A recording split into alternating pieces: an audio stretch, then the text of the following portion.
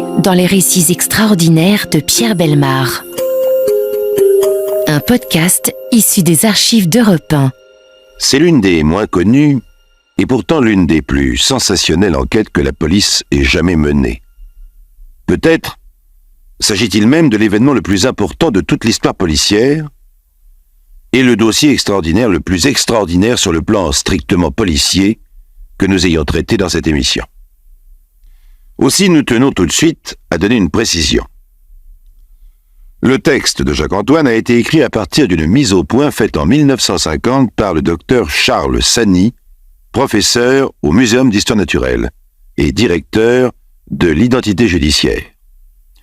Il doit donc être considéré comme rigoureusement vrai, sur le fond, car bien entendu certains détails sans importance peuvent être erronés. Vous comprendrez pourquoi cette mise au point.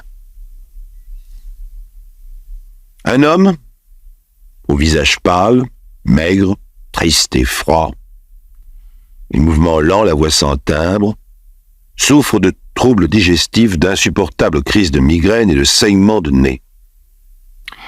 Inaccessible et renfermé, il froisse son entourage. Il est aussi taciturne, méfiant, sarcastique, terriblement rancunier, agaçant par son pédantisme excessif, absolument insensible aux joies esthétiques de la vie, dépourvu de tout sens musical.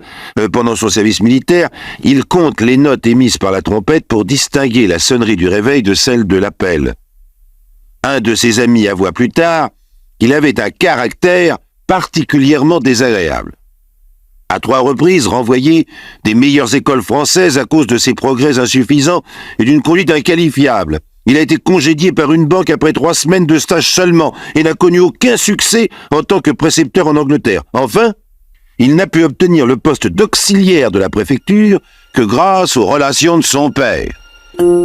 Pourtant, cet homme va révolutionner les méthodes policières du monde entier. Il s'appelle Alphonse Bertillon.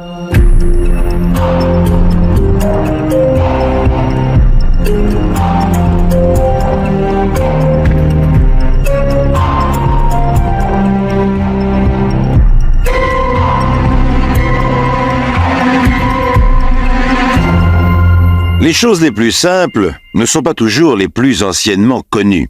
C'est ainsi qu'il a fallu plusieurs millénaires pour que quelques savants observent que certaines dimensions du corps humain, très variables d'un individu à l'autre, sont par contre constantes chez un même individu à partir d'un certain âge.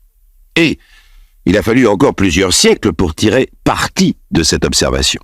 Et oui, jusqu'au siècle dernier, on savait décrire un personnage en disant qu'il était grand ou petit, qu'il avait les yeux bleus ou noirs, qu'il avait une petite ou une grosse tête, de petites ou de grandes mains.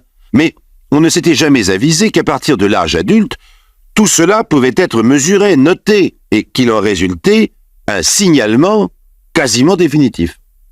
Jusqu'alors, la police n'avait donc aucun moyen rationnel d'identifier une personne autrement que par son nom, et comme il était facile à cette époque de changer de nom, les malfaiteurs pouvaient s'en donner à cœur joie. C'est alors que vers 1880, Alphonse Bertillon, devenu chef du service de l'identification à la préfecture de police, prend l'habitude, chaque fois qu'un individu est arrêté, de noter son signalement sur une fiche, en adoptant à côté du classement alphabétique, un classement anthropométrique, mesure osseuse, longueur et largeur de la tête, taille, envergure, etc. C'est, dès le début, une véritable révolution dans les méthodes policières car Alphonse Bertillon arrive à reconnaître chaque mois parmi les gens ayant déjà subi des condamnations 30 à 40 individus qui avaient réussi à changer de nom et se croyaient à l'abri. Son système, qu'on appelle le bertillonnage, se répand dans le monde entier. Pourtant, le bertillonnage n'est pas la panacée universelle, car s'il permet à la police d'identifier un individu, encore faut-il que celui-ci soit déjà entre ses mains, pour comparer ses mensurations avec celles figurant sur ses fiches anthropométriques. C'est alors que s'ouvre le dossier de l'affaire Schaeffer. Nous sommes le 17 octobre 1902. Vers 10 heures du matin, un homme bien mis, mais pâle et essoufflé, se présente au commissariat du quartier Saint-Honoré à Paris. « On a tué Joseph », dit-il, au comble de l'affolement. Le policier, sans s'émouvoir, dévisage son interlocuteur. Qui êtes-vous ? Je suis monsieur Allot, chirurgien dentiste. Mon cabinet est au 157 de la rue du Faubourg Saint-Honoré. Bien, je vous écoute, dit posément le policier. Eh bien voilà, il y a quelques instants, je suis entré dans mon appartement et j'ai trouvé Joseph, couché sur le dos, mort. Procédons méthodiquement, s'il vous plaît. Qui est Joseph ? C'est mon domestique. Joseph, ça n'est pas un nom. Oh, pardon, il s'appelle Rebel, Joseph Rebel. Comment savez-vous qu'il est mort ? Il ne donne plus aucun signe de vie, il ne respire plus, son cœur ne bat plus. Pourquoi pensez-vous que c'est un assassinat ? Je crois que plusieurs meubles ont été fracturés. On vous a volé ? Je n'ai pas pris le temps de vérifier, mais je le pense. Le jour même, alerté par le commissaire de police, le juge d'instruction, M. Joliot, se rend sur les lieux du crime. Il est accompagné du docteur Soquet, médecin légiste, de M. Cochefer, chef des services de la sûreté, et de M. Bertillon, chef du service de l'identité judiciaire. Imaginez donc ces quatre messieurs très sérieux, en guêtre, par-dessus égibus, entrant dans le cabinet du dentiste qui les accompagne. Des policiers en uniforme veillent sur le palier. Dans une petite pièce dite de la caissière, où se tient normalement une employée du dentiste, le cadavre d'un homme de 40 ans environ, les moustaches en guidon de bicyclette, la bouche ouverte, est assis sur le parquet luisant de cire. Il semble regarder les quatre enquêteurs, car appuyé le dos contre une chaise, il fait face à l'embrasure de la porte. Les jambes allongées, la chemise en partie sortie du pantalon. Une serviette est nouée autour de son cou. Le médecin se penche sur lui. Les joues et le nez portent plusieurs petites égratignures, probablement faites par les ongles de l'assassin. Car il n'y a aucun doute, il s'agit d'un crime. Et le médecin légiste, surpris, se penche encore un peu plus sur le cadavre. Car il ne voit pas ses dents.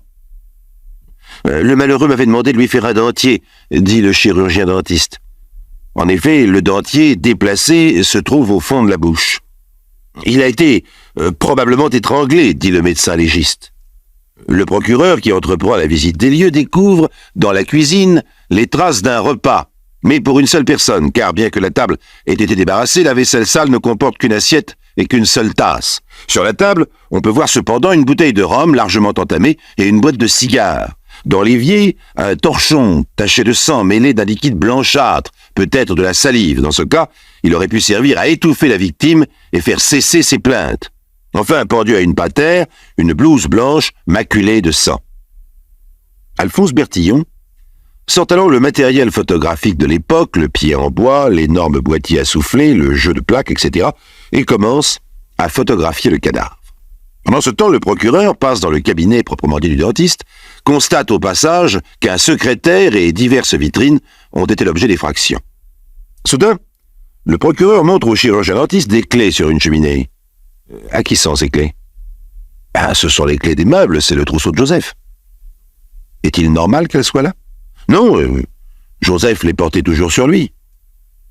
C'est donc probablement le meurtrier qui les a abandonnés sur cette cheminée. Dans ce cas, les effractions sont, du moins pour certains meubles, simulées. Par contre, passant dans le grand salon, le procureur reste en arrêt. Une vitrine à 2 corps occupe le milieu d'un panneau. Le bas du meuble est plein, mais le haut est fermé par une porte vitrée à 2 battants. Le procureur appelle alors Alphonse Bertillon, et avec l'entrée de celui-ci dans le grand salon, la véritable affaire Schaeffer commence. Alphonse Bertillon a en effet un coup au cœur en voyant ce meuble. Car la vitre du battant droit est brisée. Et sur la portion de verre qui est restée en place, on remarque des empreintes de doigts très apparentes. Qu'en pensez-vous, M. Bertillon ? Demande le procureur. Là, chers amis, je dois vous avertir que ce dialogue est purement inventé, mais vous allez comprendre bientôt que nous avons eu peu de risques de nous tromper. Ces traces de doigts sont particulièrement nettes, n'est-ce pas, M. Bertillon ? Insiste le procureur. Oui, doit répondre M. Bertillon. Mais il doit avoir le visage grave et soucieux, car les empreintes sont son obsession, son cauchemar. Les empreintes sont son pire ennemi, la ruine de ses efforts. En effet, dès 1880, des isolés ont tenté d'identifier les individus par leurs empreintes digitales. En Argentine, en 1892, puis en 1893 à Paris et à Lyon, des spécialistes ont insisté sur l'intérêt qu'il y aurait à utiliser le système des empreintes digitales au lieu et place du bertillonnage, puisqu'il est démontré que les empreintes digitales ne se modifient jamais et qu'elles sont pourtant toutes différentes d'un individu à l'autre. Alphonse Bertillon, très autoritaire, dogmatique, reste persuadé de la supériorité de sa méthode anthropométrique face à la méthode digitale. On l'appelle dactyloscopique, trop minutieuse. Pourtant, il craint de voir sa méthode supplantée par la méthode des empreintes, et c'est à contre-cœur qu'il a décidé en 1894 d'ajouter sur ses fiches anthropométriques l'empreinte des 4 doigts de la main droite, puis en 1900 d'ajouter l'index de la main gauche. Mais une fois encore à contre-cœur, sans aucune conviction. Il n'y croit pas, et d'ailleurs, il faut bien le reconnaître, jamais jusqu'alors on a réussi à identifier un coupable avec ces empreintes digitales. Il faut comprendre aussi que jusqu'alors, personne n'a imaginé qu'on puisse identifier un individu absent, que ce soit avec l'anthropométrie ou avec les empreintes. Je m'explique. L'anthropométrie judiciaire, le bertillonnage, permet d'identifier l'individu à condition qu'il soit déjà entre les mains de la police, ou du moins que la police puisse effectuer ses mensurations et les comparer avec les pièces qu'elle possède déjà, mais c'est tout. Le bertillonnage ne permet évidemment pas d'identifier un individu absent. Et personne n'a d'ailleurs jamais songé à identifier un individu absent grâce à ses empreintes. Mais ce jour-là, dans le salon de ce dentiste, devant cette vitrine brisée, devant ce qu'on appelait alors des marques de doigts, nombreuses, très nettes, une évidence s'impose à Bertillon. Peut-être pourrait-il reproduire ces empreintes, les comparer avec celles qui figurent sur ses fiches, et retrouver le coupable parmi les récidivistes. Alors, on aurait réalisé l'impossible. Retrouver un coupable qui se croit hors d'affaire, qui croit sans doute n'avoir laissé derrière lui aucune preuve, aucun indice. Seulement, s'il parvient à réaliser ce miracle, ce sera la fin du bertillonnage, sa chère invention. Car la preuve sera faite de la supériorité de la méthode dactyloscopique et dès lors, l'inutilité de la méthode anthropométrique. Que va donc faire Bertillon? L'irascible, l'autoritaire et dogmatique Bertillon.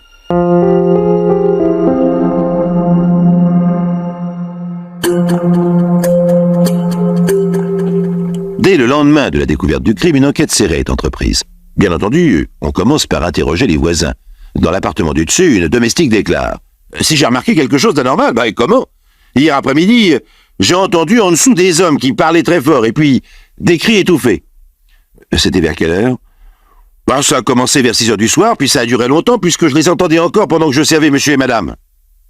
La maîtresse de maison confirme les affirmations de la domestique en y ajoutant une précision et une opinion. Les bruits ont dû cesser vers 8 heures, mais ils ne m'ont qu'à moitié surpris. Tiens, pourquoi ? Ce Joseph, le domestique de monsieur Allot, était une personne assez bizarre. En quoi était-il bizarre ?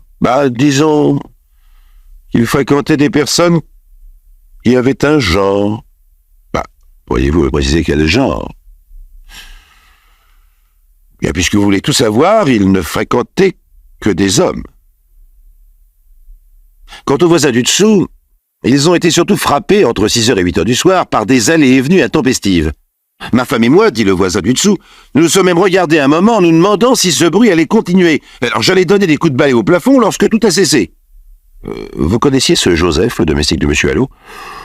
Je l'ai entrevu assez rarement, nous ne fréquentons pas le même escalier. Lui utilisait l'escalier de service. Oui, bien sûr. Rien ne vous choquait dans son attitude ? Il était toujours correctement habillé, très poli. N'avez-vous rien remarqué d'étrange dans son comportement ? Dans ses fréquentations, par exemple ? Il était peut-être un peu précieux, c'est tout ce que je puis dire, car je ne m'intéresse pas au comportement des domestiques. Vous devriez plutôt interroger le concierge. Pour le concierge, il ne fait aucun doute que Joseph, la victime, avait des mœurs inavouables. De plus, le concierge affirme ne pas avoir quitté sa loge de toute l'après-midi, de sorte qu'il a contrôlé toutes les entrées et les sorties de l'immeuble. Comme M. Allot, le chirurgien-dentiste, ne donnait pas ce jour-là de consultation, il n'a constaté l'entrée et la sortie d'aucun étranger. Interrogés à nouveau, les voisins du dessus et du dessous sont d'accord pour affirmer n'avoir pas entendu la sonnette d'entrée de l'appartement du dentiste, à laquelle ils sont pourtant très accoutumés.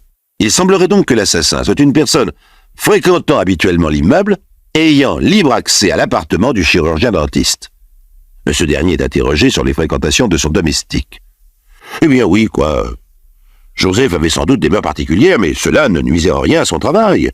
Il était sérieux, poli, méticuleux, je n'avais rien à lui reprocher, et sa façon de vivre ne me regardait pas. Mais avez-vous remarqué quoi que ce soit d'inhabituel dans son comportement les derniers jours? Non. Avez-vous appris qu'il ait eu des fréquentations nouvelles? Peut-être. En effet, il y a quelques jours, Joseph a reçu un homme qu'il m'a présenté sous le nom de Georges, en me disant que c'était un parent. C'était vrai? Oh, probablement pas, mais n'ai pas cherché à savoir, car ce parent, m'a-t-il semblé, était de toute évidence un pédéraste invétéré. Et pouvez-vous le décrire? Certainement, car il est venu plusieurs fois. Attendez, c'est un homme de taille plutôt avantageuse, cheveux châtains, visage assez rond, nez assez fort, la moustache en croc avec une barbe. La dernière fois où je l'ai aperçu, il avait un costume prince de Galles, marron. Quel âge? Je lui donnerai environ 28 ans. Munis de ces renseignements précieux, les policiers parisiens se creusent les méninges, cherchent, dans leurs souvenirs, un barbu de grande taille à la moustache en croc, pédéraste notoire et s'appelant Georges. On interroge les indicateurs, on effectue quelques rafles, tout cela sans succès. C'est alors que reparaît Alphonse Bertillon dans une scène qui devait rester à jamais mémorable dans toute l'histoire de la police criminelle. Je vous rappelle, chers amis, que bien qu'elle possède un signalement assez précis du meurtrier de Joseph, la police reste impuissante à le retrouver. Le crime a eu lieu le 16 octobre 1902, entre 6h et 8h du soir. C'est le 24 octobre, donc une semaine, jour pour jour après la découverte du cadavre, qu'Alphonse Bertillon demande à être reçu par le juge d'instruction. Dès son entrée dans le bureau de ce dernier, Alphonse Bertillon, calme, silencieux et assez pâle, lui tend un rapport dactylographié. Ce rapport a en tête de la préfecture de police, Direction générale des recherches, service de l'identité judiciaire, vu et annexé par le commissaire de police du quartier. Je l'ai sous les yeux. Je vais vous en lire quelques extraits car c'est un document unique, à plusieurs titres. Je lis. Le 17 du courant, j'ai été chargé par M. Joliot, juge d'instruction, de photographier l'appartement situé au numéro 157 de la rue du Faubourg Saint-Honoré, où un crime avait été commis sur la personne d'un sieur rebelle domestique au service de M. Allot, dentiste. Au cours de cette opération, j'ai été amené à reprendre des empreintes de doigts assez apparentes sur un carreau d'une vitrine du salon de M. Allot. Les empreintes dont il s'agit pouvaient avoir été laissées soit par l'assassin présumé, soit par sa victime, soit enfin par une personne quelconque ayant pénétré dans le salon de M. Allot. Dans l'impossibilité matérielle de vérifier la dernière hypothèse, je n'avais à m'occuper que des deux premières, ce qui me permit tout d'abord de constater que les empreintes inconnues n'avaient aucune analogie avec celles de la victime. Dès lors, les recherches se trouvaient limitées au répertoire anthropométrique. Effectuées avec le plus grand soin, elles ont fait découvrir une fiche concernant un nommé Schaeffer Henri Léon, âgé de 24 ans, mesurait le 9 mars dernier, alors qu'il était inculpé de vol et abus de confiance, et dont les empreintes digitales concordent d'une manière frappante avec celles relevées sur le lieu du crime. Afin d'en faciliter la comparaison, j'ai fait agrandir ces documents à une échelle supérieure de 4 fois la grandeur naturelle, et le rapprochement des épreuves apparaît alors avec la plus grande netteté. Ci joint une reproduction des pièces mentionnées au présent rapport. Là, chers amis, je m'interromps quelques instants pour vous commenter les pièces en question. Il s'agit d'abord d'une fiche anthropométrique, où l'on voit en effet de profil et de face un homme barbu à la moustache en croc, le dénommé Henri Léon Schaeffer. La fiche comporte toutes sortes d'indications, la taille, l'envergure, la hauteur du buste, toutes les mensurations de la tête, la longueur des pieds, des doigts, des bras, la couleur de l'iris, la dimension et la forme des yeux, son âge, 25 ans, son âge apparent, 28 ans, la couleur des cheveux, la barbe, de l'implantation de celle-ci, etc., etc. Bref, ce que l'on appelle le bertillonnage. Et sous cette fiche ont été ajoutées l'empreinte du pouce, de l'index, du médius et de l'annulaire droit. Le dossier comporte en plus de la fiche des photos agrandies de ces mêmes empreintes, comparées avec celles qu'Alphonse Bertillon a relevées sur la vitre de la vitrine du grand salon. Les points de similitude entre ces empreintes sont soigneusement signalés par un petit trait numéroté et relevé dans la marge. Il y en a plusieurs pages. Le rapport d'Alphonse Bertillon conclut: il apparaît que les empreintes digitales photographiées par nous sur la vitre brisée dans un des salons de M. Allot correspondent exactement à celles que le pouce, l'index, le médius et l'annulaire de la main droite du nommé Schaeffer auraient pu occasionner. La position respective des traces de doigts imprimées sur les deux faces opposées de cette vitre savoir celle du pouce sur la face extérieure et celle de l'index, du médius et de l'annulaire sur la face intérieure de la vitrine fracturée, démontrent incontestablement que la position de ces empreintes a été faite après le bris de la susdite vitre. Signé, le chef du service de l'identité judiciaire, Alphonse Bertillon. Ainsi donc. Pour la première fois dans l'histoire de la police du monde entier, un homme prétend avoir identifié formellement un criminel grâce à ses empreintes digitales. Si cet homme a raison, c'est la fin du système anthropométrique considéré jusqu'alors comme l'outil numéro 1 de la police. Et l'auteur de cette tentative n'est autre que l'inventeur de ce système anthropométrique, le bertillonnage, Alphonse Bertillon lui-même. Vous conviendrez, chers amis, qu'il y a là une belle leçon d'honnêteté et de courage intellectuel. Mais surtout si cette aventure réussit. Or, les photographies du dénommé Schaeffer sont reconnues par le mécanicien dentiste de M. Allot comme ressemblant fort au dénommé Georges, et par les inspecteurs des mœurs comme étant le portrait d'un pédéraste fort connu de leur service. Quelques jours plus tard, la saisie d'une lettre à la poste restante révèle la présence du dénommé Schaeffer à Marseille. Il est sur le point d'être arrêté dans cette ville lorsqu'à bout de ressources, il vient lui-même se constituer prisonnier et tout avouer. Inutile de vous dire, chers amis, que le retentissement de cette affaire fut très grand. Un journal humoristique de l'époque, L'Assiette au beurre, lui consacre sa couverture où l'on voit un Bertillon caricatural en redingote et chapeau haut de forme, moustache, barbe et binocle, examinant à la loupe des empreintes de doigts sur un mur couvert de graffitis avec ce commentaire « Un assassin laisse toujours des traces quelque part ». Cette date, du 14 octobre 1902, marque en effet l'abandon progressif du bertillonnage et l'introduction des empreintes digitales comme preuve majeure dans l'instruction criminelle.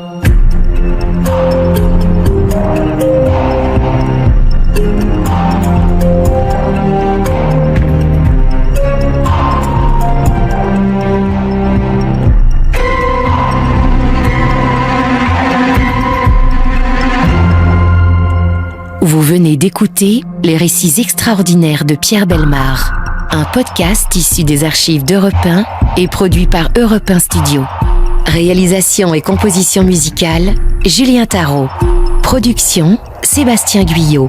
Patrimoine sonore, Sylvaine Denis, Laetitia Casanova, Antoine Reclus. Remerciements à Roselyne Bellemare. Les récits extraordinaires sont disponibles sur le site et l'appli Europe 1. Écoutez aussi le prochain épisode en vous abonnant gratuitement sur votre plateforme d'écoute préférée. Bienvenue dans les récits extraordinaires de Pierre Bellemare.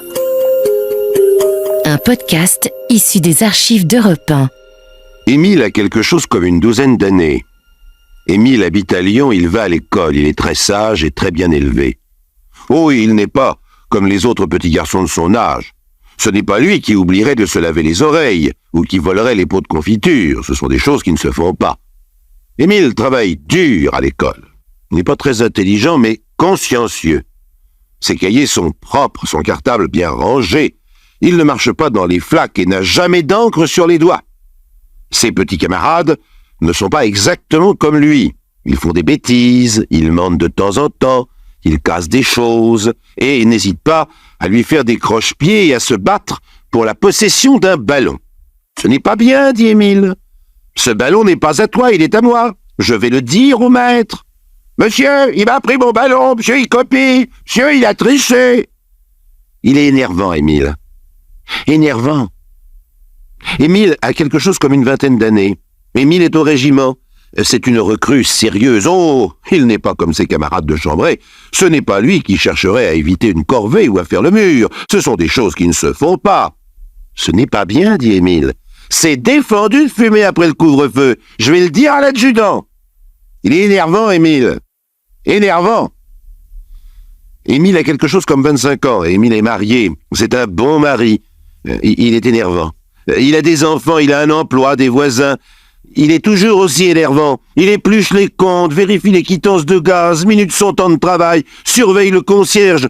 Dans la vie, dit-il, il faut de l'ordre, de l'honnêteté et de la justice. Moi, Joseph-Émile Piton, je respecte ces principes et j'exige que les autres les respectent. Nous l'appellerons Joseph-Émile Piton. Il ne s'appelait pas Piton. Mais il n'aurait pas aimé que l'on parle de lui en ces termes. Il ne supportait pas la critique, ni la contradiction, ni le désordre, ni l'injustice. En fait, il ne supportait pas non plus, avant tout, d'être Joseph-Émile Piton, tout simplement.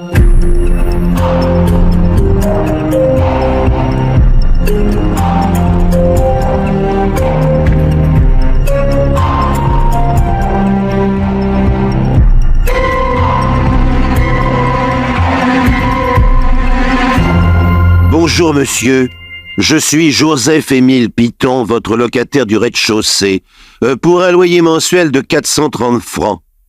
Monsieur, j'ai cru comprendre que vous disposiez présentement d'un appartement à louer au 4e étage de cet immeuble. Je désire m'entretenir avec vous de cette possibilité. Joseph-Émile a 40 ans. Nous sommes en 1926, il a le cheveu rare mais bien peigné. Une moustache blonde et mince comme un trait dédaigneux sur une bouche pincée, double menton, col cassé, habit noir, l'air d'un bourgeois avantageux et bien pensant. La seule chose qui détonne dans cette silhouette stricte et impeccable, c'est le teint. Presque rouge. Un teint de coléreux, à la limite de l'apoplexie. Un teint qui fait désordre. Tout ce qui est bien rangé chez cet homme, du binocle à la pochette de soie, de l'épingle de cravate aux manchettes, semble prêt à exploser à chaque minute à cause de ce teint-là. Monsieur Dichand, propriétaire de l'immeuble 6 au 82 rue Rochechouart à Paris, connaît relativement peu ce locataire. Joseph-Émile Piton est parisien depuis 1925. Depuis 1925, il habite avec sa famille un petit appartement meublé dont il paie scrupuleusement le loyer le 1er de chaque mois. Selon son habitude, il remet à monsieur Dichand une enveloppe contenant 430 francs et attend le reçu qu'il vérifie soigneusement avant de saluer. Mais la conversation s'arrête là, si j'ose dire. C'est donc la première fois que les deux hommes ont un entretien. Monsieur Dichand est disposé, en effet, à louer cet appartement du 4e. Puis-je visiter les lieux, je vous prie? L'appartement est vide, non seulement d'occupants, mais de meubles. Et c'est cela qui intéresse Piton, car depuis 5 ans, son mobilier personnel est en garde-meuble. Contraint d'occuper à son arrivée à Paris une location meublée, il n'est pas satisfait de cet état de choses. L'appartement me convient. Je dois vous prévenir que je loue cet appartement meublé. Meublé? Mais il est vide. Si je consens à vous céder cette location, cher monsieur, c'est à la condition que vous l'acceptiez meublé. Joseph-Émile Piton devient rouge.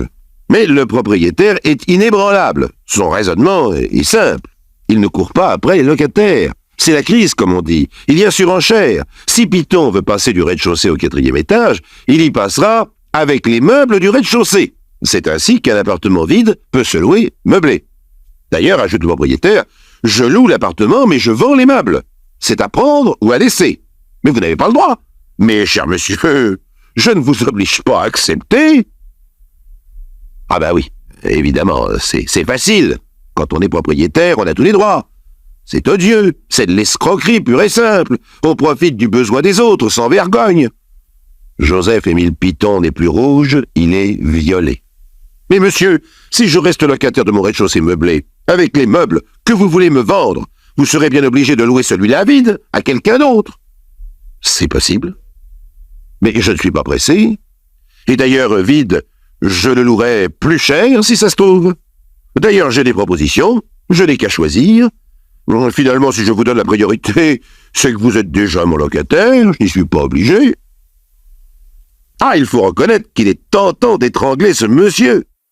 C'est du chantage, ni plus ni moins. Joseph-Émile Piton préfère sortir, il lui faut de l'air. Mais il lui faut aussi cet appartement. 3 enfants et une femme dans un rez-de-chaussée minuscule, ça ne peut plus durer. Ce désordre permanent, les récriminations, la promiscuité sont insupportables. Tout est insupportable, y compris l'existence de Joseph-Émile Piton, l'atterrant tiré contre lui. En réalité, il a tout raté. Une entreprise d'import-export à Lyon, un premier mariage, une installation en Indochine, et ces 2 dernières situations. Il ne le sait pas, il ne le comprend pas, mais il a énervé tout le monde. avec sa manie de justice, d'intégrité, l'orgueil de ses opinions, l'intransigeance de ses idées, il n'a pas cessé, depuis qu'il est né, de se heurter de front contre des murs de difficultés. Un exemple, qui ressemble étrangement à sa situation présente d'ailleurs. En rentrant d'Indochine, il achète des meubles d'occasion vendus 2400 francs. Il fait un chèque de 2400 francs au vendeur, puis fait opposition sur ce chèque, et il en fait un autre, de 698 francs 0,5 centimes. Ça ne valait pas plus. J'ai fait moi-même l'estimation.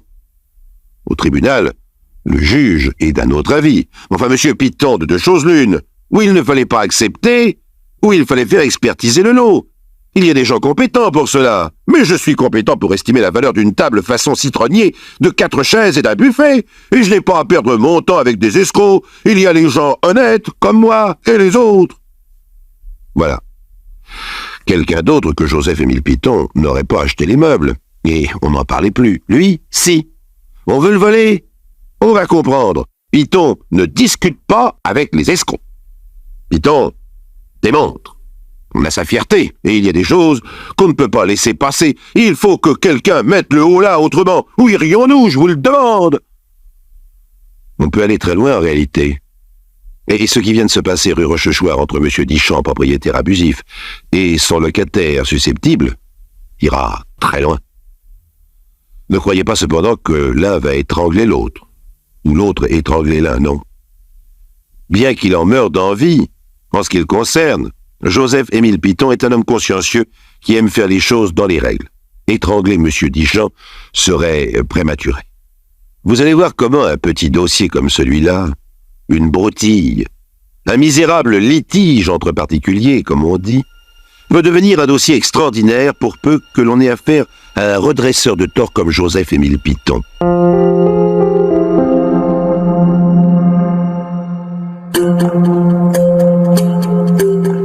Donc, fidèle à ses principes, Joseph-Émile Piton ne refuse pas de conclure l'affaire. D'ailleurs, il estime être dans son bon droit. Il a besoin de cet appartement est vide, donc il a droit à cet appartement, vide, bien sûr. Ici, je suis obligé de vous soumettre 2 dialogues représentant 2 versions différentes, celle de Joseph-Émile Piton, en premier, honnêteté oblige.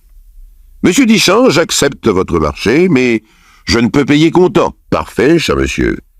Vous me devrez donc 30 000 francs. Nous allons signer un contrat de location-vente avec 12% d'intérêt pour le crédit que je vous consens. Vous signez là. Piton signe. Le propriétaire ne lui donne pas de double du contrat dont il conserve l'unique exemplaire. Autre version, celle de M. Dichand. Je consens à vous offrir une location-vente pour la somme de 12 000 francs et 10% d'intérêt pour le crédit. Piton signe, mais dans cette version non plus, il ne lui a pas remis le double du contrat. Le lendemain, 4 janvier 1927, Joseph-Émile Piton, de sa plus belle plume, adresse une lettre circonstanciée au procureur de la République. J'ai l'honneur de déposer une plainte entre vos mains contre M. Dichand, propriétaire avec une majuscule, 82 rue Rochechouart, Paris 9e, pour infraction à l'article 17 de la loi sur les loyers du 31 mars 1922, confirmé par l'article 13 de la loi du 1er avril 1926 ayant le même objet. Veuillez agréer, monsieur le procureur, l'assurance de ma très haute considération. La bagarre va durer près de 3 ans et se dérouler en plusieurs actes jusqu'au drame final, le 16 septembre 1929, en plein palais de justice. Premier acte. Monsieur Braque, juge d'instruction, instruit le dossier Piton contre Dichand et nomme un expert chargé d'examiner l'unique exemplaire du contrat. Il y est mentionné la somme de 12 000 francs. Piton dit « C'est un faux. Dichand a falsifié la somme, il y avait 30 000 francs quand j'ai signé. » Et il dépose une nouvelle plainte pour faux et usage de faux. Le juge demande donc à l'expert d'examiner le faux en question. D'après l'expert, la somme a été grattée, ou plus exactement lavée.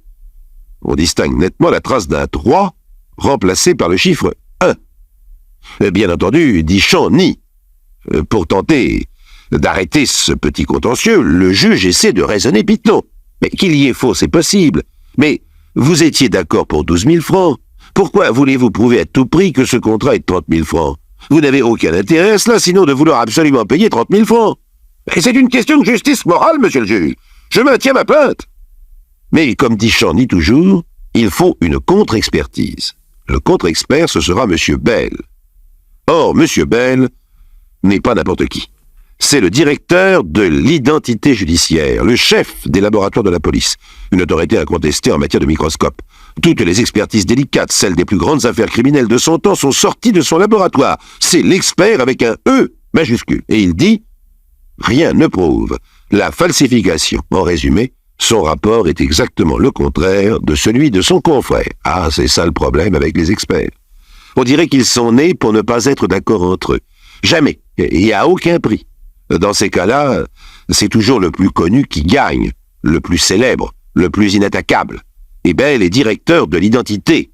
On ne met pas sa parole en doute.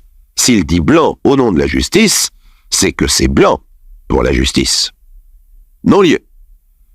Joseph-Émile Piton, le plaideur, est sommé de payer les 12 000 francs, prié de rentrer chez lui et de mettre son mouchoir par-dessus. Ah, c'est trop lui demander. Rendez-vous compte. Non seulement il va vivre sous le même toit qu'un faussaire, mais la justice est d'accord. À qui se plaindre maintenant? Vers qui se retourner? Il n'y a rien au-dessus de la justice. Piton est seul, tout seul, désespérément seul. Ce conformiste intransigeant, ce prince du « ça ne se fait pas », est condamné à vivre dans le désordre de ses principes sans pouvoir les faire triompher. Il en est malade. Son idée fixe l'empêche de dormir, de manger, l'empêche de vivre. Pendant des mois, il tourne en rond dans sa cage, à tel point qu'il en perd son emploi et fait fuir sa femme excédée des litanies qu'il débite à longueur de journée. La justice est pourrie. Voilà maintenant que c'est moi le coupable. C'est moi l'honnête homme que l'on méprise. Moi qui suis bafoué. La société court à sa perte. S'il y avait plus d'hommes comme moi, les voleurs dormiraient moins tranquilles, etc., etc., etc. Bien entendu, il ne perd pas espoir. Le tribunal reçoit de sa part des kilomètres de lettres, d'une petite écriture serrée, méticuleuse, au style empoulé, bourré d'expressions toutes faites. Joseph-Émile Piton y expose la vérité sur son affaire. On lui répond toujours la même chose. Ce qui est jugé est jugé. Il n'y a pas à revenir là-dessus. Pour le procureur, c'est « Je n'ai pas à revenir sur la décision du tribunal civil souverain en la matière ». Pour le ministre, c'est « Je transmets votre lettre au service compétent ». Pour la présidence, c'est « Je transmets votre lettre au service de monsieur le ministre ». Alors, Joseph-Émile Piton, seul et abandonné de tous, se met à suivre un homme. Pendant des mois et des mois, il va raser les murs derrière lui. Il va le regarder rentrer chez lui, sortir de chez lui. Il va guetter ses allées et venues, surveiller ses déplacements. Planté sur le trottoir pendant des heures, il l'observera assis à son bureau, parlant, riant, discutant, faisant son métier. Sous la fenêtre de son appartement, il écoutera sa vie privée, comme s'il voulait tout savoir de cet homme, les moindres détails, comme s'il avait besoin de s'imprégner de son existence pour mieux la supprimer. Une telle préméditation est rare. Pensez qu'elle a duré presque 2 ans. 10 fois le justicier Piton eut la vie de cet homme à portée de sa main, sur le trottoir, au restaurant, devant sa porte. 10 fois il ne fit rien. Oh, ce n'était pas d'hésitation, mais plutôt une façon de savourer son pouvoir sur cet homme. Ayant décidé de le tuer, sa patience était sans limite. Il est certain qu'il se sentait une âme de révolutionnaire, convaincu de la nécessité de supprimer l'oppresseur. Et comme tout révolutionnaire, il fallait à son geste une certaine emphase, un certain décorum. Pas question d'assassiner cet homme en douce, ou de le faire tomber dans un piège. Pas question de l'empoisonner, ou de le poignarder la nuit sans témoin. Non. Ce qu'il faut, c'est une exécution publique. Le 16 septembre 1929, M. Bell, directeur de l'identité judiciaire, homme éminent et respectable, sort de chez lui, le front haut, le binocle d'or, l'air hautain et souriant. Il dit au revoir à sa femme et à ses 3 enfants. Les vacances judiciaires sont terminées, l'expert en chef reprend son service. Voici la lettre de Joseph-Émile Piton expliquant le crime qu'il va commettre. Cet expert se moquait des juges. J'en avais la conviction, et la confiance illimitée qui lui était dévolue m'effrayait quand je songeais aux conséquences que cet état de choses pouvait avoir envers mes semblables, plaideurs malheureux par sa faute, ou envers ceux qui auraient pu être victimes de son absence de scrupules. Il me restait une ressource, déposer une plainte contre cet expert pour faux témoignage et complicité de faux. J'étais certain que cette plainte m'aurait mené tout droit au cabanon où j'aurais pu finir mes jours. L'appréciation de monsieur le juge m'a confirmé pleinement dans cette idée. Entre lui et moi, il n'y avait donc plus à hésiter. Et le dimanche 15 septembre, j'étais heureusement angoissé quand je vis aux fenêtres ouvertes de son appartement qu'il était rentré. Le lendemain, le drame s'accomplirait. Quand je vis ma victime, je n'eus pas la force de bouger, puis tout à coup, une force irrésistible s'empara de moi quand je me trouvais tout près de lui, et je tirai. Châtiment de l'honneur et du devoir méconnu. Jamais personne ne pourra savoir le bien-être moral et physique que j'éprouvais alors. Après une telle lutte, dont la description n'est qu'un pâle tableau, aucune phrase ne pourrait donner l'étendue du bonheur de la libération. Depuis, dans le calme, ma conscience ne m'a jamais rien reproché. Elle est heureusement calmée, mais il est triste d'être obligé d'en arriver là. Mon arrivée là, c'est attendre que M. Bell descende de voiture devant le palais de justice, salue ses confrères et monte les premières marches du grand escalier. De 3 balles de revolver, le justicier Piton soulage sa conscience comme au théâtre, sur les lieux mêmes où le traître a commis son forfait. Devant les assises de la Seine, pendant 3 jours, en janvier 1930, Joseph-Émile Piton défendra son point de vue. Maître Jean-Charles Legrand le soutient. Mais c'est Joseph-Émile qui pérore. Il s'intitule champion de l'honnêteté, et il a écrit une longue déclaration qu'il récite, la main sur le cœur, rouge, à la limite de l'apoplexie, étouffé par son bon droit. Il énerve tout le monde. Les experts, encore eux, mais aliénistes ceux-là, ont des conclusions qui le font sauter de rage. En dépit d'un orgueil exacerbé qui fait de lui un paranoïaque, cet homme est responsable de ses actes, bien qu'ayant un jugement faux. Un juré qui s'inquiète de savoir si l'on peut avoir un jugement faux et être sain d'esprit, les experts répondent, doctement bien sûr, c'est possible et c'est le cas. Quant à Joseph-Émile Piton, il tient d'abord à déclarer qu'il n'a subi cet examen mental que par déférence envers le magistrat instructeur qui l'avait ordonné, et il s'acharne à remettre la justice sur le vrai problème. Son contrat de location-vente était falsifié. Non seulement M. Bell ne l'a pas reconnu, mais il a détruit par ses expériences toute possibilité de le prouver. Et ça, voyez-vous, c'est exact. Curieusement, les moyens chimiques employés par M. Bell ont mangé le papier. Ils ont même fait plus que manger. L'endroit où est inscrit la somme est déchiré. Et curieusement aussi, le premier expert, M. Vigneron, celui qui affirmait que l'acte était falsifié, n'est plus expert. Lorsqu'il paraît à la barre, il explique.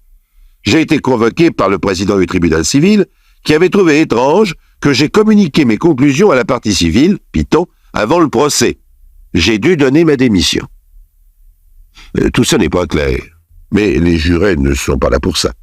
Ils sont là pour condamner Piton aux travaux forcés, en lui accordant quelques circonstances atténuantes. M. Dichand, lui, n'est là qu'en témoin, en propriétaire honnête injustement mêlé à ce crime odieux. Lui n'a rien fait de mal, il n'est pas responsable. Pensez donc, il a eu la désagréable surprise de se voir menacé de plainte pour spéculation illicite. Piton ne voulait payer que 2000 francs la table, les chaises et le buffet. Il a renvoyé un huissier. C'était son droit. Pauvre justicier, pauvre Joseph-Émile Piton, pauvre redresseur de tort, pauvre fou. Un journaliste l'a rencontré à Cayenne des années plus tard. C'était le pot de terre matricule 50 835.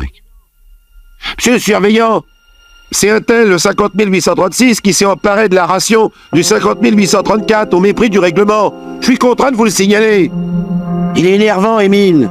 Énervant.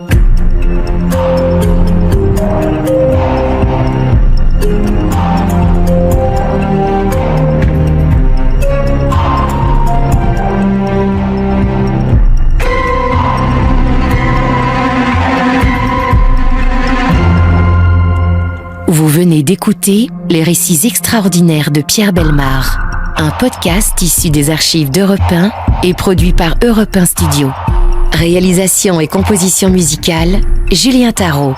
Production, Sébastien Guyot. Direction artistique, Xavier Joly. Patrimoine sonore, Sylvain Denis, Laetitia Casanova, Antoine Reclus. Remerciements à Roselyne Bellemare. Les récits extraordinaires sont disponibles sur le site et l'appli Europe 1. Écoutez aussi le prochain épisode en vous abonnant gratuitement sur votre plateforme d'écoute préférée. Bienvenue dans les récits extraordinaires de Pierre Bellemare. Un podcast issu des archives d'Europe 1. Marseille en 1932. À cette époque existe encore, sur la droite du Vieux-Port, en regardant la mer, le quartier réservé. Les Allemands le détruiront pendant l'occupation. Après la guerre, on reconstruira des immeubles neufs sur cet emplacement maudit. Oui, maudit.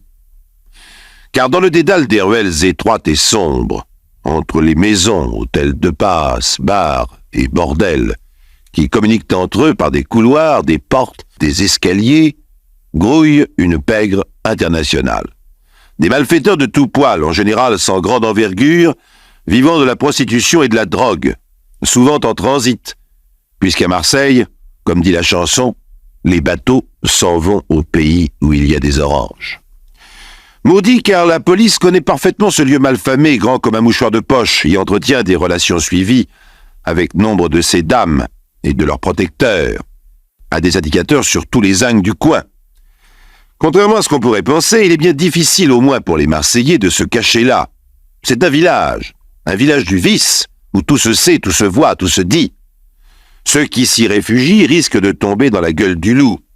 Ils y viennent pourtant jouer aux cartes, boire un verre, demander de l'argent aux filles, dormir dans une chambre anonyme. Un matin, le chef de la sûreté reçoit une lettre. On prépare un coup contre un bureau de poste, celui de la Blancarde ou de Saint-Barnabé. Pas de signature, évidemment. Alors il appelle un inspecteur principal. Regardez-moi ça. Tiens, curieux.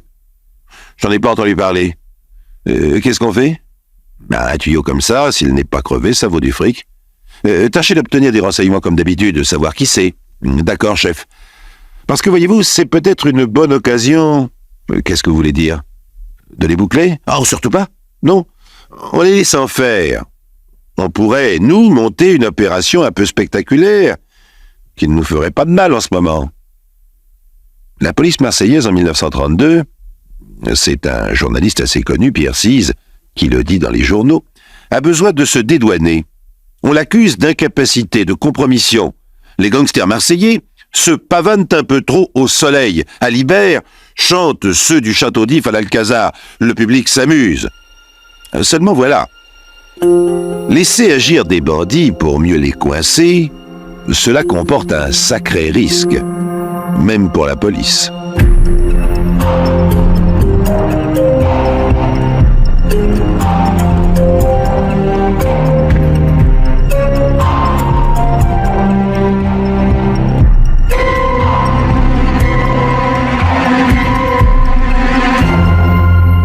Le rapide numéro 6, destination Paris, quitte la gare Saint-Charles à 19h15. Nous sommes le 9 février 1932. Le train traverse la banlieue marseillaise, passe au pied des immenses carrières de cailloux blancs qui donnent au paysage un aspect désertique, longe l'étang de Berre, où rougeoient dans la nuit des lueurs de pétrole, prendre la vitesse en direction d'Avignon. Deux employés du PLM, un vrai, Julia, et un faux, Maucuère, longent les couloirs en allant vers l'avant du train. Le premier a fourni au second un uniforme de la compagnie. Ils arrivent ainsi jusqu'au fourgon de tête. Là se trouve ce qu'on appelle la boîte à finances, c'est-à-dire un coffre contenant de l'argent qui doit être réparti aux différentes gares sur le parcours. Le trésor, bien entendu, est surveillé par un homme armé, le gardien-chef Margaillan. Celui-ci s'est tout bonnement assis sur le coffre et fume sa pipe. Il voit entrer brusquement dans le fourgon deux employés du PLM en tenue. Mais ce qui n'est pas réglementaire, l'un porte un loup de velours noir comme au carnaval, l'autre une cagoule. Oh, il croit à une farce et s'apprête à en rire. Il rit beaucoup moins quand le premier homme masqué, Maucuère, braque un revolver sur lui, le fouille et le désarme. Allez, viens par ici, toi, et vite. Par ici, c'est la vigie, avec au-dessous un réduit pour y placer les marchandises. Le gardien-chef Margaillan doit s'y glisser à quatre pattes, poussé sans ménagement par Maucuère. La porte du réduit se referme sur lui, il entend le bruit d'un cadenas. Décidément, les bandits ont pensé à tout. Il est prisonnier jusqu'au prochain arrêt. Au moins, ne lui a-t-on fait aucun mal. On le laisse là, demande Julia à Maucuère. Bah pourquoi pas. Ça vous les premières. Allez. Bon voyage, mon vieux. Le rapide numéro 6 ralentit. Il y a des travaux sur la voie. Mais à cette heure tardive, les ouvriers sont partis. Dans un chemin, en contrebas, une lampe électrique s'allume et s'éteint. Un signal convenu. Maucuère, aidé de Julia, car il n'est pas très costaud, s'empare de la fameuse boîte à finances et la jette par la portière. Le coffre dévale le remblai et atterrit à quelques mètres d'une camionnette en stationnement. Maucuère et Julia n'ont plus, eux aussi, qu'à sauter du train avant que celui-ci ne reprenne de la vitesse. La bande des pilleurs de train, la bande à Maucuère, se retrouve sur la route en direction de Villeneuve-les-Avignon. Là, dans une vieille baraque, est entreposé leur butin, un invraisemblable bric-à-brac de ce que transportent les chemins de fer et qu'on peut y voler à condition d'avoir un complice parmi les cheminots. Qui est Maucuère? Le chef, le dur. Un petit homme mal bâti, les cheveux grisonnants bien qu'il n'ait que 39 ans, le visage sérieux comme un pape, il ne sourit jamais, n'élève jamais la voix. Mais ce n'est pas Harold Lloyd, son sérieux ne fait pas rire, il fait peur. De retour à Marseille, Maucuère donne rendez-vous à ses amis dans un bar du Vieux-Port. Il leur annonce sa décision. Villeneuve, c'est fini. Quoi? S'exclame Julia. Mais qu'est-ce que tu veux dire par là? On déménage si tu préfères. Et en laissant les meubles. Après le coup réussi du rapide numéro 6, Maucuère estime à juste titre que continuer de travailler dans la région d'Avignon comporte trop de risques. Julia veut discuter. C'est lui qui gagne le plus d'argent dans le trafic. Maucuère réplique. T'es pas content? Combien il y avait dans la boîte à finances? 10 sacs. Une somme importante pour l'époque. Et de l'argent liquide. Cela vaut tout de même mieux que des marchandises plus ou moins encombrantes et sans grande valeur qu'il faut trouver le moyen de fourguer, comme on dit. 10 000 francs d'un coup. C'est des affaires comme ça que Maucuère veut monter maintenant. Les petits cambriolages appartiennent au passé. Julien insiste pour ne pas abandonner le pillage des trains. Maucuère a horreur qu'on lui tienne tête. Il n'ose pas le ton pour autant. Il dit simplement et calmement « Tu as envie de refaire une balade à Cassis, toi ?» Julien ne discute plus. À Cassis, le mois précédent, comme il ne voulait pas obéir à un ordre de Maucuère, ce dernier l'a obligé à se mettre à genoux en le menaçant de son revolver. Comment refuser de s'agenouiller alors, même si l'on mesure 1m80 comme Julia et son patron seulement 1m60? À genoux, Julia a encore osé dire un mot. Alors il a reçu une paire de gifles. Voilà comment Maucuère, toujours sans se fâcher, sait se faire obéir, un système efficace quand sa bande est aux ordres. Beaucoup moins efficace, vous le verrez, le jour où celle-ci sera aux abois. L'humiliation prépare la vengeance. Pour l'instant donc, les pilleurs de train se mettent eux-mêmes au chômage. Le temps pour Maucuère de combiner une nouvelle affaire aussi juteuse que celle du rapide numéro 6, mais plus dans les chemins de fer. En attendant, les amis jouent aux cartes, s'occupent des filles. Maucuère, lui, a plusieurs maîtresses. Il courtise même l'épouse de Julia. Mais celle qui compte le plus pour lui, c'est Élise Carbonel. Une jolie brune, fine, presque élégante. Il vit avec elle et il l'aime. Un amour qui pèsera lourd à la fin de cette histoire quand Élise l'aura quitté et se sera installée à Paris. Les vacances de la bande durent jusqu'au printemps, jusqu'au jour où Maucuère apprend par un copain qui habite la banlieue une nouvelle intéressante. Tous les jeudis, une banque dépose de l'argent, un gros paquet, dans un petit bureau de poste de son quartier. Maucuère décide de tenter un hold-up. Qui prévient la police? Une des filles du Vieux-Port? Le tenancier d'un bar? Une des maîtresses de Maucuère? Un de ses collaborateurs trop souvent mortifiés? La police n'a pas l'habitude de révéler les noms de ses mouchards. En tout cas, comme je vous l'ai dit au début, le chef de la sûreté est prévenu. Alors, inspecteur, cette attaque des bureaux de poste? Oui, chef, je sais. Qui est-ce? La bande à Maucuère. Lui a déjà été condamné pour vol et désertion. Il n'est plus tout jeune. Et ces types sont encore plus minables que leur patron. Bon, parfait. Ils doivent pas être très dangereux. C'est exactement ce qu'il nous faut. Alors maintenant qu'on les connaît, on les arrête? Oh non! Non, non, je vous l'ai déjà dit. Il faut les laisser monter leur coup. Comment? Quand? Ça, la police l'ignore.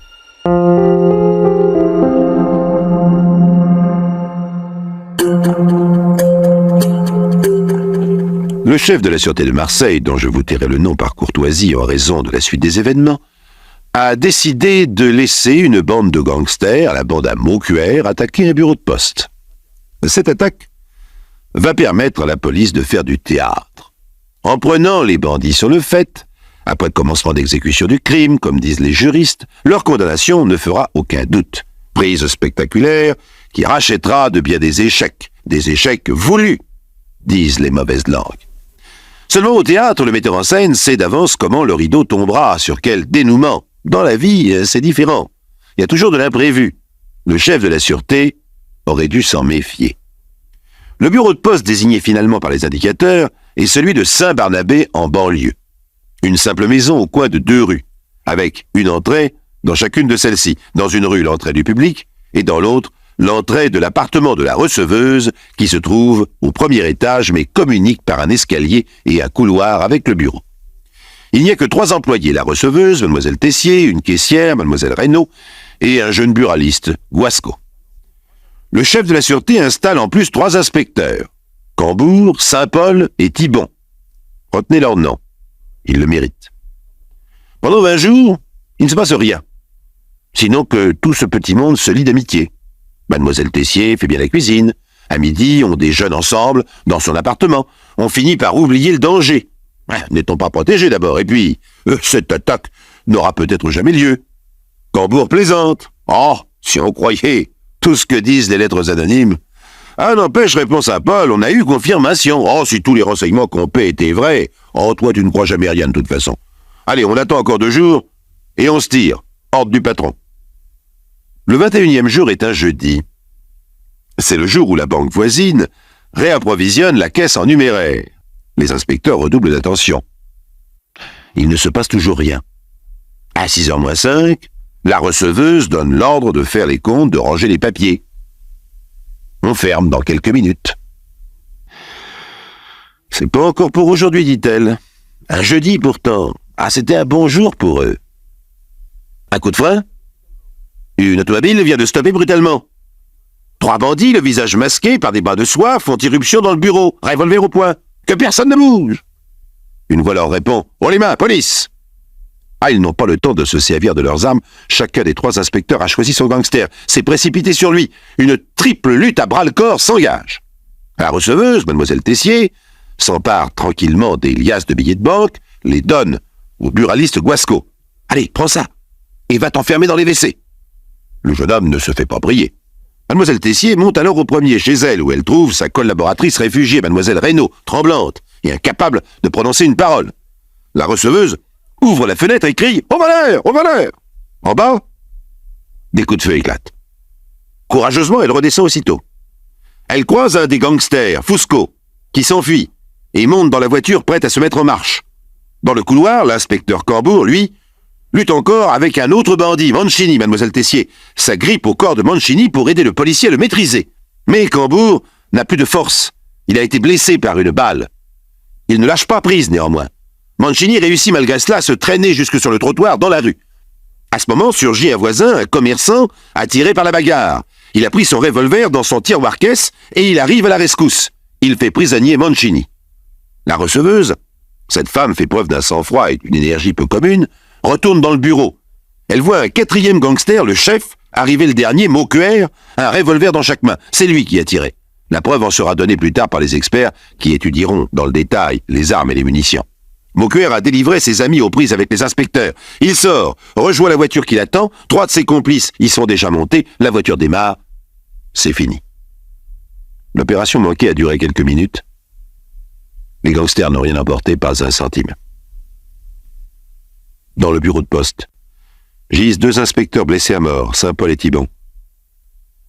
Sur le trottoir agonise le 3e, Cambour.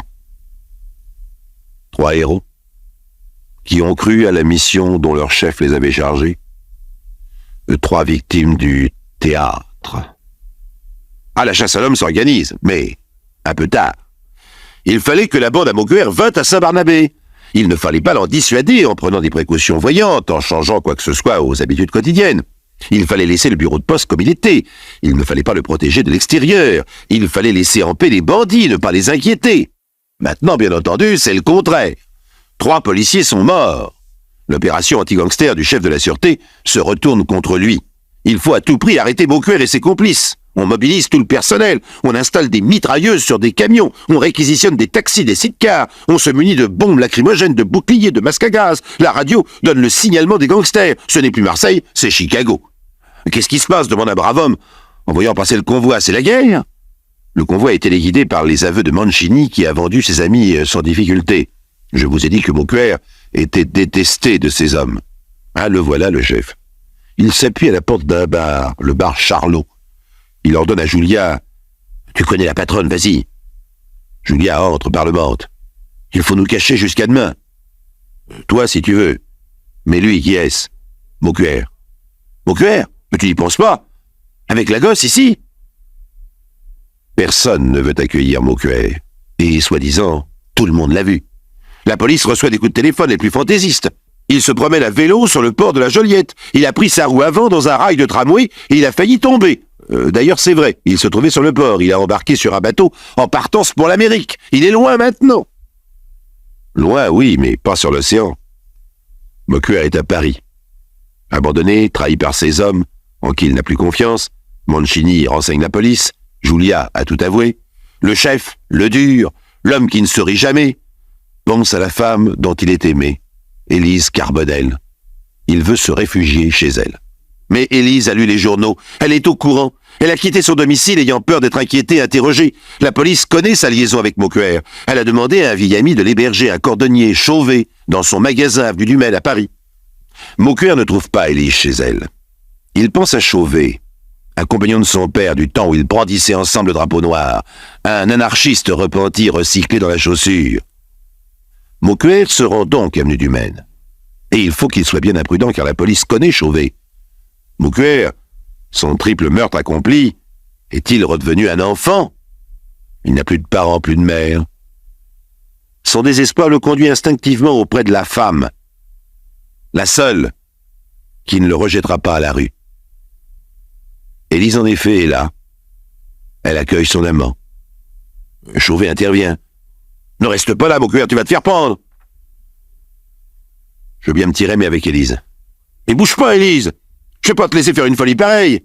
Allez, Élise, en route! N'écoute pas le vieux! Va chercher un taxi !» Élise obéit. Elle boucle rapidement sa valise, sort, revient avec un G7 rouge et noir. Beaucuère bondit, saute dans la voiture. Mais un autre taxi attend un peu plus loin avec le commissaire Bayard et 2 inspecteurs. Il y a aussi une puissante limousine de la sûreté bourrée de policiers. La chasse commence. Le G7 distance ses poursuivants. Tapis dans le fond de la voiture, Beaucuère, redevenu le chef habitué à commander, donne des ordres. Tourne à gauche, appuie sur le champignon, plus vite. Le chauffeur terrorisé prend des risques invraisemblables. La limousine de la sûreté en fait autant. Elle possède un moteur plus puissant. Elle va rattraper le G7. Alors Beaucuère se décide. Au carrefour Sébastopol-Turbigo, il crie « Stop !» Il descend et s'enfuit en courant sur le boulevard. Des policiers s'élancent derrière lui. Beaucuère court toujours, bousculant les passants, fendant la foule. Il passe sans le savoir près d'un agent de la circulation. Celui-ci, qui assiste au spectacle comme au cinéma, n'hésite pas. Il assène un violent coup de bâton sur la tête du fuyard. Beaucuère appuie sur la gâchette de son revolver, mais déséquilibré par le coup qu'il a reçu, ne réussit qu'à se blesser lui-même à la jambe. Il tombe. Il est pris. Le procès de la bande à Beaucuère se déroula en janvier 1934 devant la cour d'assises des Bouches-du-Rhône. Beaucuère et Julia, le petit chef et son adjoint, sont condamnés à mort, les autres aux travaux forcés. Laissons les derniers mots au journaliste qui révéla les dessous de cette affaire, Pierre Cise.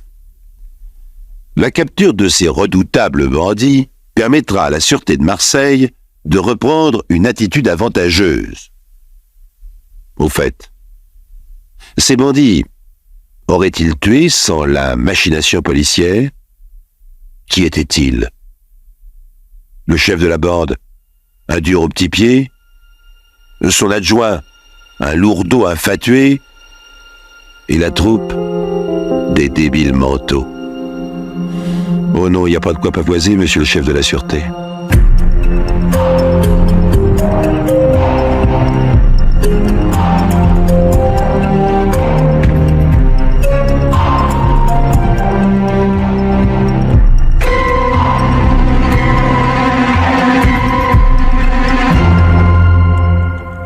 venez d'écouter Les récits extraordinaires de Pierre Bellemare, un podcast issu des archives d'Europe 1 et produit par Europe 1 Studio.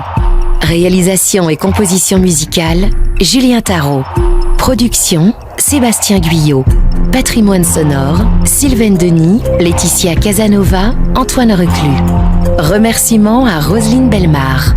Les récits extraordinaires sont disponibles sur le site et l'appli Europe 1. Écoutez aussi le prochain épisode en vous abonnant gratuitement sur votre plateforme d'écoute préférée.